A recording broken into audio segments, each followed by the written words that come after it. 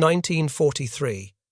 Somewhere in New Mexico, a handful of military personnel stand on the tarmac of the brand-new Carlsbad Army Airfield Auxiliary Air Base, squinting against the desert sun. Signal Corps photographers have requested a demonstration. They want footage of America's newest secret weapon for the official record. The test that morning had gone reasonably well. A B-25 bomber had released a prototype canister from 5,000 feet. The parachute had deployed, and the payload had dispersed exactly as designed, but the wind had carried the subjects too far from the cameras. Now the photographers want close-up shots, something dramatic for the classified archives. The technicians prepare a small batch of the weapons for the staged demonstration. These are not dummy devices. These are live, armed, and ready. The team works carefully, attaching small incendiary capsules to each one before placing them in a holding container. The desert heat is oppressive, far warmer than anyone anticipated for this time of year. Someone notices movement inside the container, then more movement. The subjects are waking up too early. Before anyone can react, they escape. 6 of them. Small, dark shapes rising into the blazing New Mexico sky, each one carrying enough napalm to ignite a building.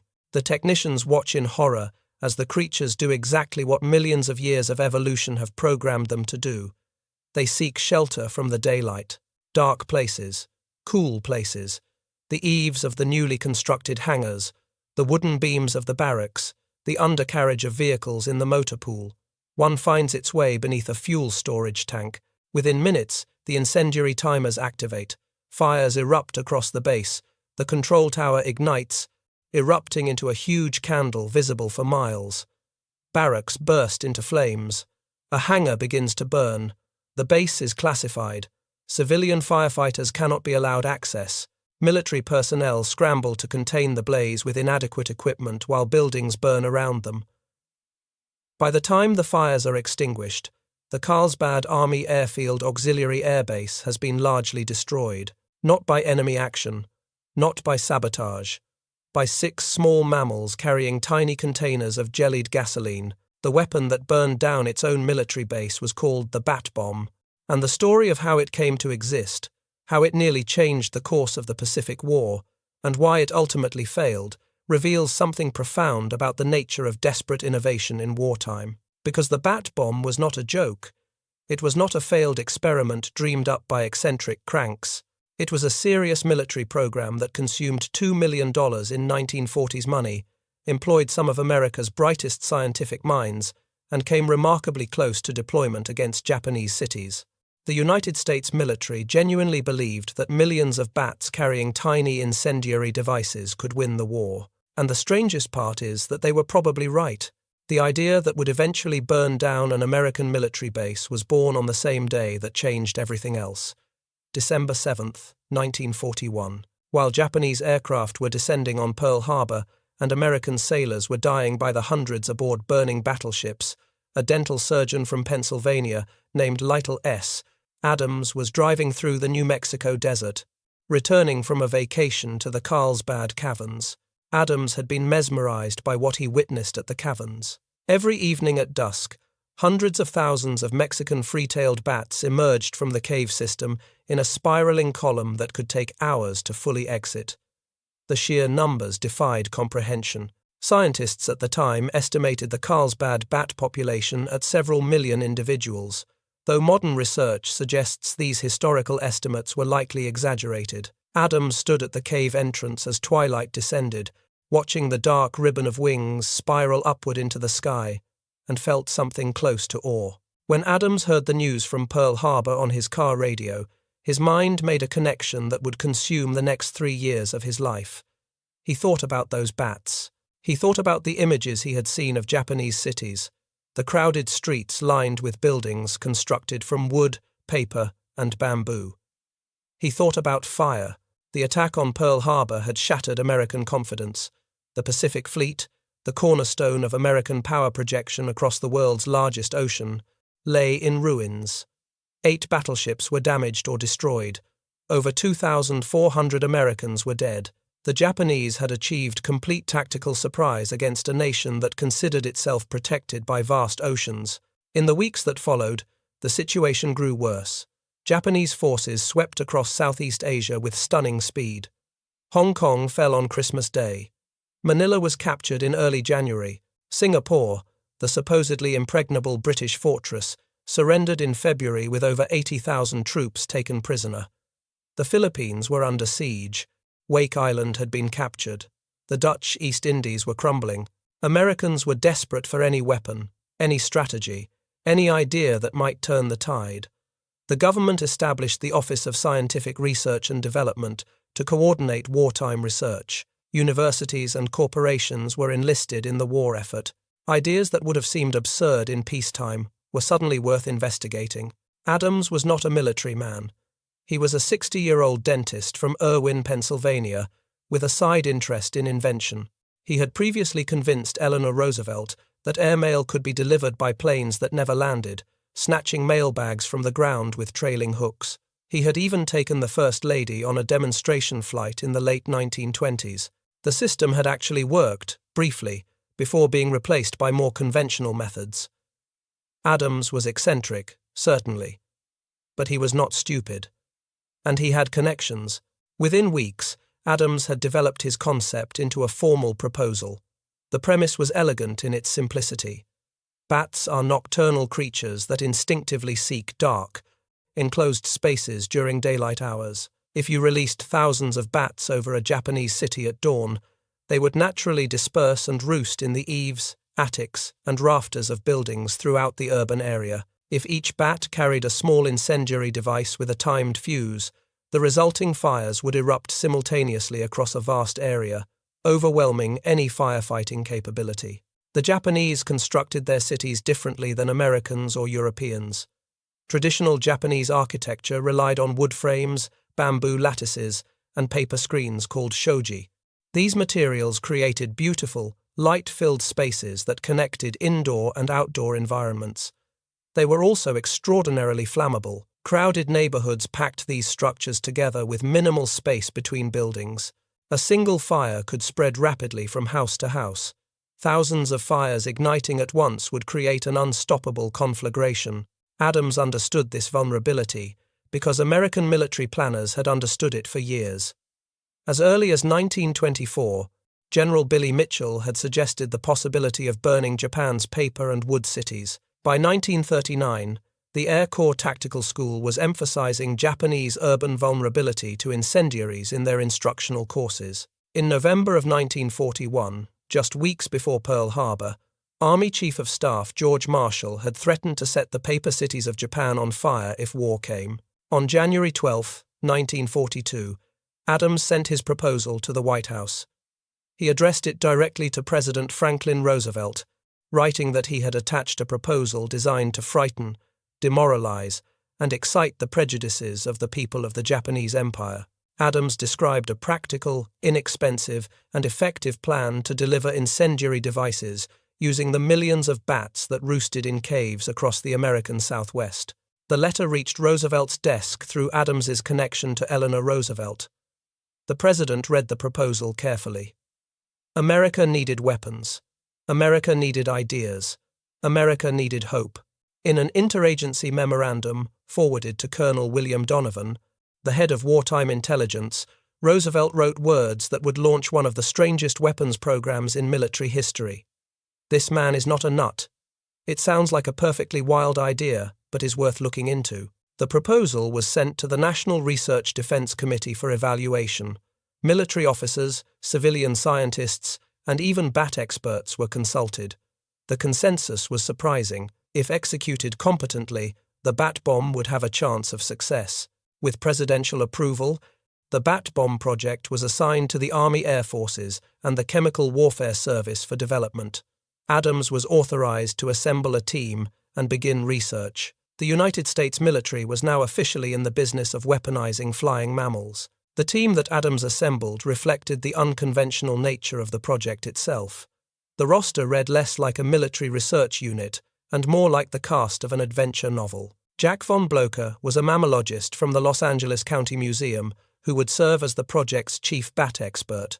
He brought genuine scientific expertise to a program that desperately needed it. Working in his laboratory were two young assistants, including Jack Kufer, who had grown up studying wildlife and would later become an acclaimed documentary filmmaker. Kufer's memoir of the project, published decades later, would become the primary first-hand account of what actually happened. There was Tim Holt, a young pilot in his mid-20s, who was also a working Hollywood actor, appearing in westerns alongside his father and later starring in classics like The Treasure of the Sierra Madre. Holt brought both aviation expertise and a certain glamour to the proceedings. The team also included Bobby Herold, an ex-hotel manager who handled logistics, and his brother Eddie, who was known as a fitness enthusiast. Rounding out this distinctly odd group were a former lobster fisherman who joined the Marines, two additional brothers whose specific contributions remained unclear, and even a former gangster who claimed to have worked for Al Capone. And overseeing the scientific aspects of the incendiary devices was Louis Fieser, a Harvard chemistry professor who had just invented something called napalm. Fieser was a serious scientist with an impressive resume. He had conducted award-winning research on blood-clotting agents and had been the first to synthesize vitamin K. He had been considered a contender for the Nobel Prize. When war came, he turned his intellect toward more destructive applications. Fieser had created his jellied gasoline formula on Valentine's Day, 1942, in a secret laboratory in the basement of Harvard's Converse Chemistry Building. The name napalm came from its original ingredients, naphthenate and palmitate. The substance was revolutionary. Unlike regular gasoline, which splashed and dispersed when ignited, napalm stuck to surfaces and burned at extreme temperatures. It could cling to structures, burn through metal, and prove nearly impossible to extinguish with water. On July 4th of 1942, Fieser tested the first napalm bomb on Harvard's soccer field, while Cambridge firefighters stood by as a precaution. Fieser believed napalm would be used against buildings and infrastructure, not people. When we were developing napalm, he later said, we never thought of any anti-personnel use. We were thinking in terms of wooden structures, factories. This distinction would become harder to maintain as the war progressed. The convergence of Adams's bat concept with Fieser's napalm created something with genuine destructive potential. But first, the team needed to solve several practical problems that no military had ever confronted. The first challenge was selecting the right species of bat. North America hosts dozens of bat species with varying characteristics. Adams and von Blocher surveyed bat populations across the American Southwest, exploring over 1,000 caves and 3,000 abandoned mines. We visited 1,000 caves and 3,000 mines, Adams later recalled. Speed was so imperative that we generally drove all day and night when we were not exploring caves. We slept in the cars, taking turns at driving. One car in our search team covered 350,000 miles. Several species were considered. The mastiff bat was larger and could carry more weight, but its populations were too small for the scale of operations envisioned. The mule-eared bat had favorable characteristics, but could not be found in sufficient numbers. Other species proved too delicate, too aggressive, or too difficult to handle. Eventually, the team settled on the Mexican free-tailed bat, the same species Adams had observed at Carlsbad caverns. This small mammal was not the largest or strongest bat available, but it offered the perfect combination of characteristics for weaponization. The Mexican free-tailed bat weighed approximately 7 to 12 grams, roughly the weight of 2 nickels stacked together. Despite its small size, it could carry an additional 15 to 18 grams, while still maintaining flight capability. Testing showed that individual bats could carry nearly 3 times their body weight for short distances.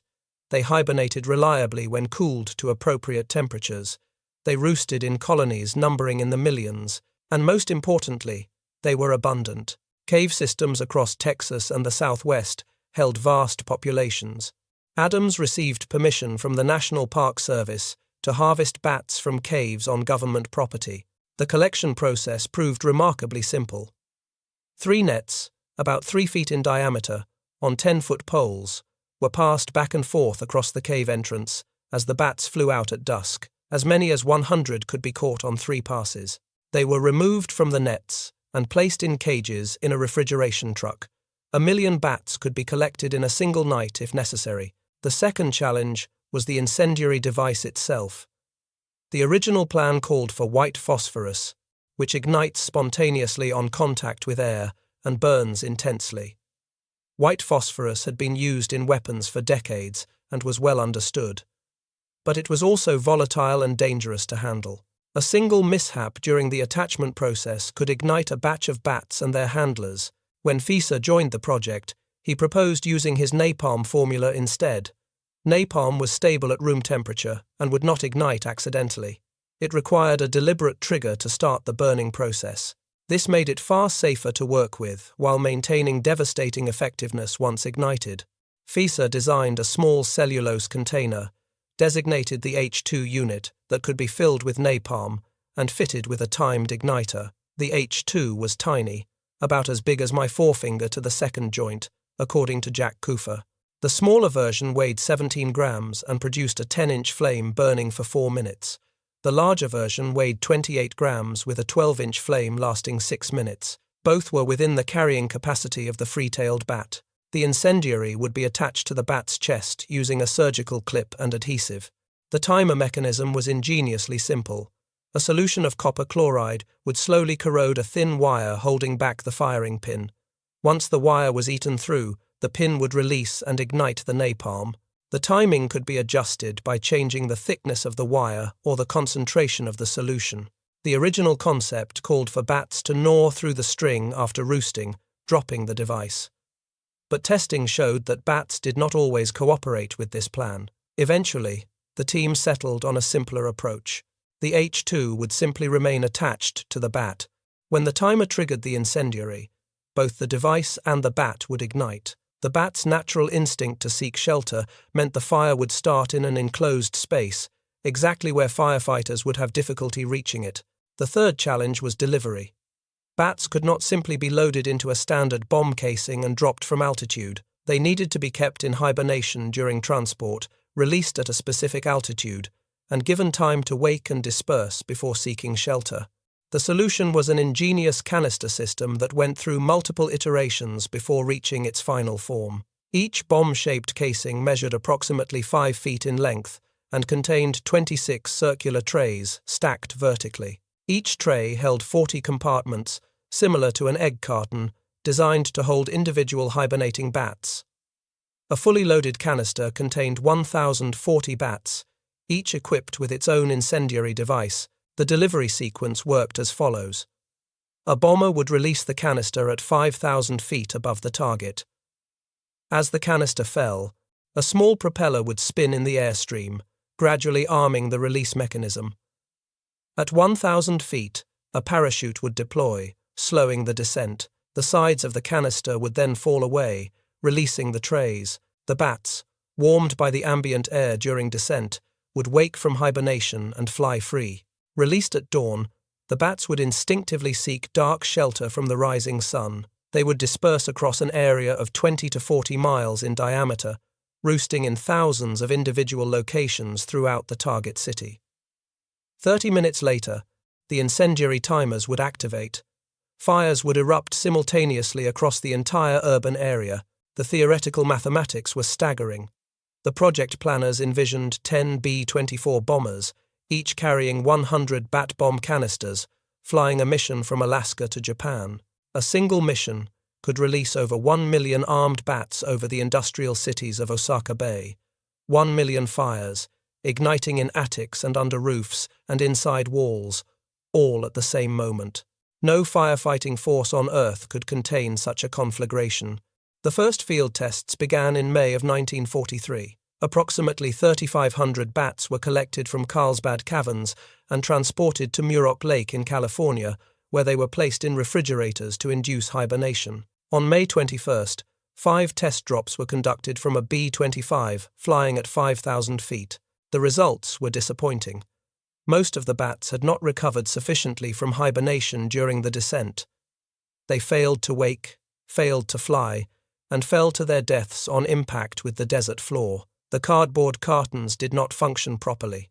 The surgical clips proved difficult to attach without tearing the bat's delicate chest skin. Of the thousands of bats dropped, only a handful dispersed as intended. The research team was transferred to Carlsbad, New Mexico, where a new auxiliary airfield had been constructed specifically for the project. New techniques were developed through painful trial and error. Bats were placed in ice cube trays for more controlled hibernation. Recovery times were calculated more precisely. Different attachment methods were tested.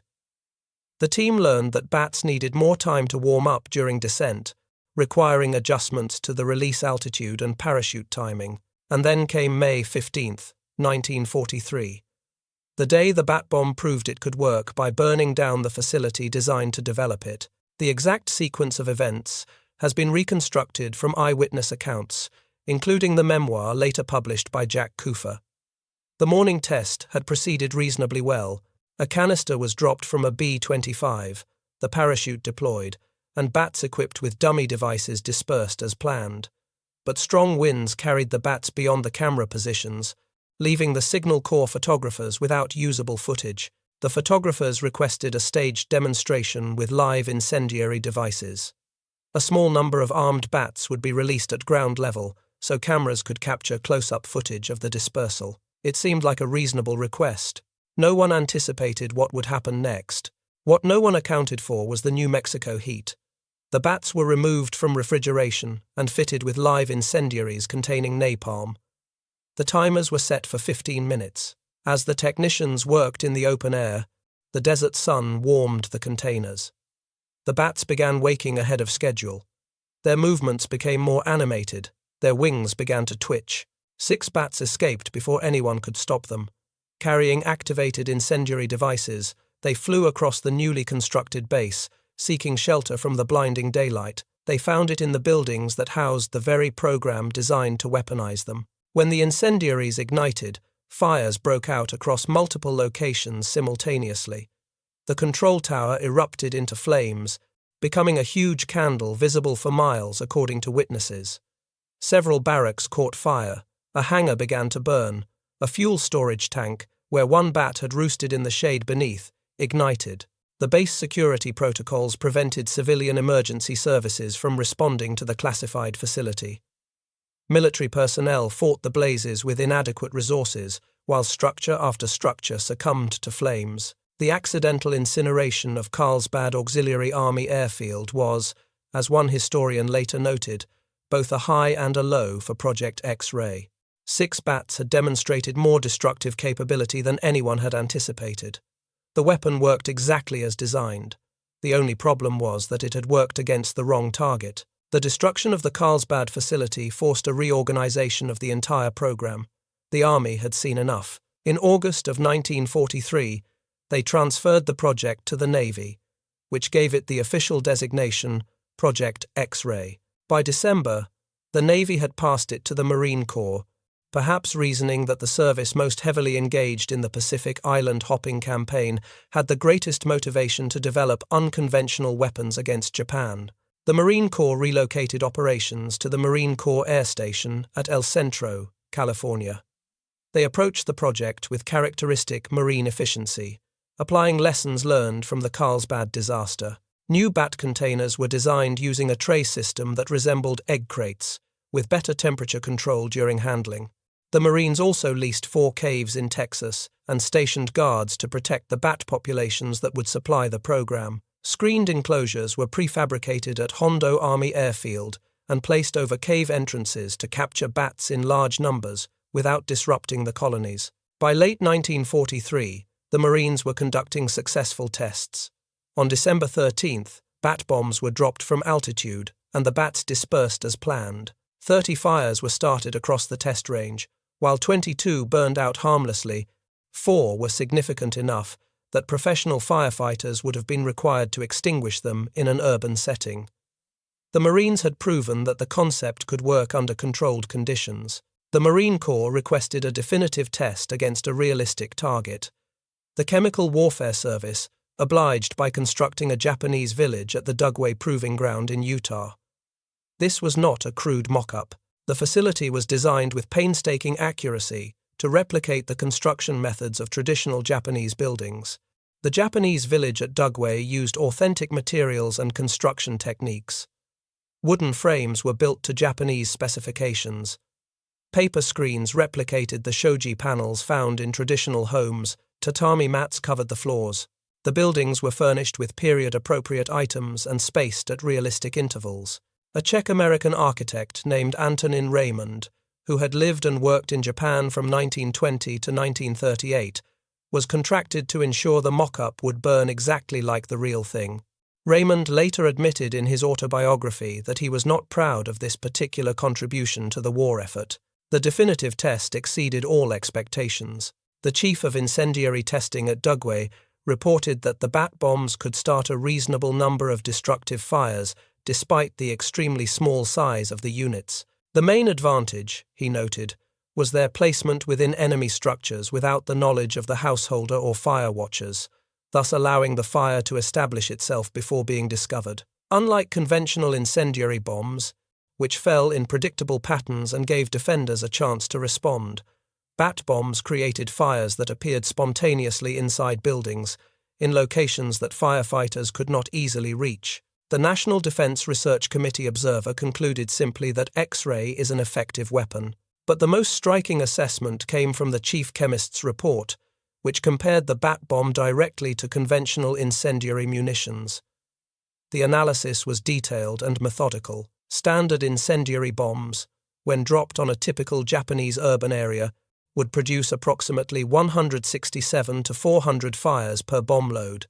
This was the expected performance of the weapons actually being prepared for use against Japan. The bat bomb, by contrast, would produce between 3,625 and 4,748 fires per bomb load, nearly 10 times more effective than conventional weapons. The bat bomb had proven itself in the most rigorous test possible. The Marine Corps scheduled additional tests for the summer of 1944. Production facilities were identified.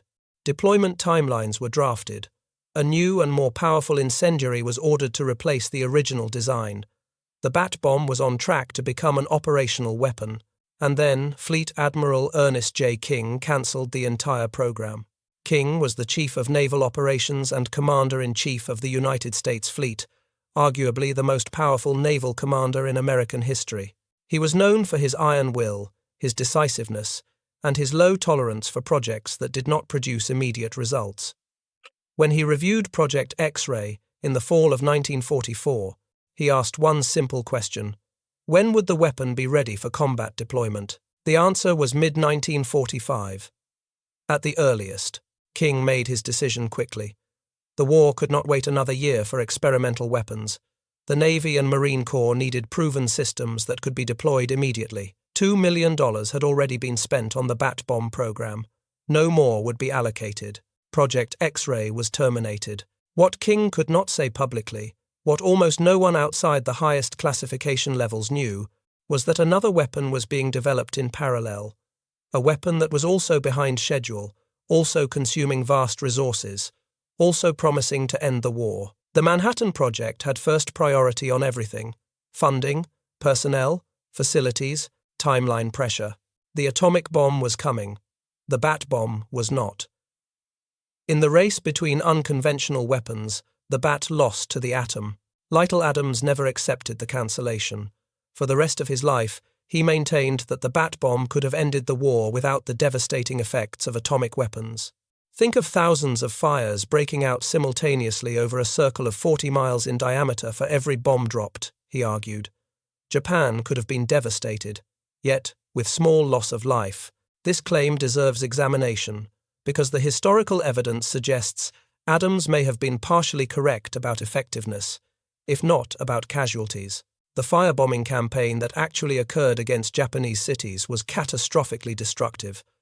On the night of March 9th and 10th, 1945, 334 B-29 bombers launched from bases in the Mariana Islands, with 279 reaching the target and dropping over 1,600 tons of incendiary bombs on Tokyo. The attack targeted a working-class district called Shitamachi, where approximately 750,000 people lived in cramped wooden houses. The bombers flew low, between 5,000 and 9,000 feet, and the incendiaries fell in a pattern designed to create a ring of fire that would trap residents inside. The resulting firestorm killed at least 80,000 people, possibly over 100,000. 16 square miles of the city were incinerated. The destruction exceeded that of either atomic bomb in terms of area burned. Survivors called it the Night of the Black Snow, describing the ash that fell from the sky for hours afterward. The reason for this devastation was precisely what Adams had identified years earlier. Japanese cities were constructed from wood, paper, and bamboo. Dense residential areas packed flammable buildings together without adequate fire breaks. Traditional construction methods created beautiful spaces that were extraordinarily vulnerable to fire. Once fires started, they spread with terrifying speed, and Japanese firefighting capabilities, already inadequate for large urban fires, were completely overwhelmed by simultaneous blazes across wide areas. The United States went on to firebomb 64 major Japanese cities before the atomic bombs fell. The campaign killed hundreds of thousands of civilians and left millions homeless. This was the alternative to the bat bomb. This was what actually happened. The bat bomb was designed to exploit exactly these vulnerabilities, but with potentially greater efficiency than conventional bombing. Standard incendiary bombs fell where gravity took them, starting fires in concentrated patterns that could sometimes be contained. Defenders knew where the bombs landed and could concentrate firefighting resources. Bat bombs would have dispersed living delivery systems across vast areas, starting fires in thousands of individual locations simultaneously, in attics and under eaves, and inside walls where firefighters could not easily reach. The chief chemist's estimate of 3,000 to nearly 5,000 fires per bomb load was based on actual test results. Conventional incendiary raids on Japanese cities typically achieved far fewer ignition points per sortie. The bat bomb might genuinely have been more effective than the weapons that actually destroyed Japanese cities. If you are finding this interesting, a quick subscribe helps more than you know. Now let me explain why this strange program reveals something important about the nature of innovation and control. The bat bomb emerged from a moment of national desperation. In the weeks after Pearl Harbor, Americans understood they faced enemies in two hemispheres with inadequate forces and damaged morale. The government authorized research into any idea that might help. Pigeon-guided missiles were investigated. Explosive rats were developed by British intelligence. Incendiary bats were weaponized. The Manhattan Project itself began as a speculative concept based on theoretical physics that most people could not understand. This willingness to pursue unconventional approaches, to invest resources in concepts that seemed absurd, reflected a nation that understood it was fighting for survival. Some ideas failed spectacularly, others changed history. The difference was not always obvious at the outset. The bat bomb also demonstrates the fundamental challenge of biological weapons delivery systems. Animals do not follow orders. They respond to instinct, to environment, to conditions that humans cannot fully predict or control. The bats at Carlsbad did exactly what bats do. They found dark places to shelter from the sun. The fact that those dark places happened to be American buildings rather than Japanese ones was a detail the bats could not appreciate. The fire that consumed the Carlsbad Army Airfield Auxiliary Air Base proved the concept beyond any reasonable doubt. 6 bats had started multiple fires and destroyed key infrastructure. If 6 creatures could accomplish that against an American military base, what could 1,000,000 do against Japanese cities built of wood and paper? But the Carlsbad disaster also demonstrated why military planners generally prefer mechanical systems over biological ones. Machines do precisely what they are designed to do. Animals do what evolution has programmed them to do, which may or may not align with military objectives on any given day. The weapons that actually won the war, the B-29 bombers and incendiary bombs and atomic weapons, were machines that performed their designed functions reliably. A B-29 flew where its pilot directed it. An incendiary bomb fell where gravity took it. An atomic bomb detonated when its mechanism triggered. The bat bomb, for all its theoretical effectiveness, remained an unpredictable system dependent on the cooperation of millions of small mammals who had their own priorities. Dr. Stanley P. Lovell, who served as Director of Research and Development for the Office of Strategic Services during the war, later referred to Project X-ray as Die Fledermaus-Farce, a German phrase meaning the bat farce. The name suggests the project had become something of a joke among intelligence professionals by the time it was cancelled. Yet the chief chemist's report still sits in the archives, documenting a weapon that tests proved was nearly 10 times more effective than the incendiary bombs that actually burned Japanese cities to ash. The bat bomb that never flew might have been the most effective incendiary weapon of the entire war. We will never know. The project also raises questions that no one involved seemed to ask at the time. Jack Kufer, in his later memoir, reflected that it did not occur to the team to question the morality or the ecological consequences of sacrificing a few million bats. The plan required harvesting millions of wild animals from their natural habitats. It required attaching incendiary devices to living creatures and sending them to their deaths. Kufer wrote decades later that times had changed and so had he. It is hard to imagine now putting myself into a frame of mind to sacrifice a million anything, he observed, birds, bats, or bumblebees. It is just not within the realm of my creed at this time. But then it was, and because of the perceived greater good, I was ready for the sacrifice without a second thought. Lytle S. Adams died in 1970, still convinced that his bat bomb could have won the war. The 60-year-old dentist from Pennsylvania, who watched bats emerge from Carlsbad caverns on the day Pearl Harbor was attacked, never stopped believing in his vision. He went on to propose other inventions, including a fried chicken vending machine, but nothing matched the scale of ambition that characterized Project X-Ray. Jack Kufer, the young wildlife enthusiast who worked on the project, became a successful documentary filmmaker. He later earned an Academy Award nomination for his cinematography work and eventually wrote his book, Bat Bomb, about his wartime experiences. The memoir remains the most detailed first-hand account of the project and its many mishaps. Louis Fieser, the Harvard chemist whose napalm made the bat bomb possible, watched his invention deployed across the Pacific and later in Vietnam. The substance he created to burn buildings became infamous for burning people. When napalm became synonymous with the horrors of war, Fieser remained unapologetic for its creation while expressing concern about its application. "I could not foresee that this stuff was going to be used against babies and Buddhists," he said. "The person who makes a rifle is not responsible if it is used to shoot the president." The $2 million spent on Project X-Ray represented a significant investment in 1940s terms, equivalent to roughly $35 million today. The program employed dozens of researchers, required coordination between the Army, Navy, and Marine Corps, and consumed years of effort before cancellation. All of this for a weapon that never saw combat, that burned down its own test facility before it could be deployed against the enemy. That was cancelled in favor of another experimental weapon that actually ended the war. The bat bomb stands as a monument to both human ingenuity and the limits of controlling nature. The same instincts that made bats perfect delivery systems, their drive to seek dark shelter, and their ability to disperse across vast areas, also made them impossible to direct with precision. Those 6 escaped bats at Carlsbad demonstrated something important about the relationship between innovation and unintended consequences. The technicians who armed those creatures with napalm were thinking about Japanese cities, about fires spreading through wooden buildings, about winning the war.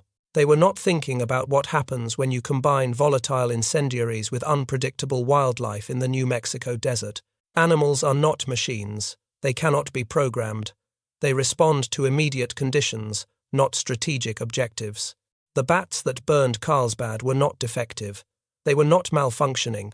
They were doing exactly what bats do, finding the nearest dark place to hide from the sun. The problem was that the nearest dark place happened to be an American military installation. In the end, the bat bomb teaches us that the most effective weapons are not always the ones that get deployed.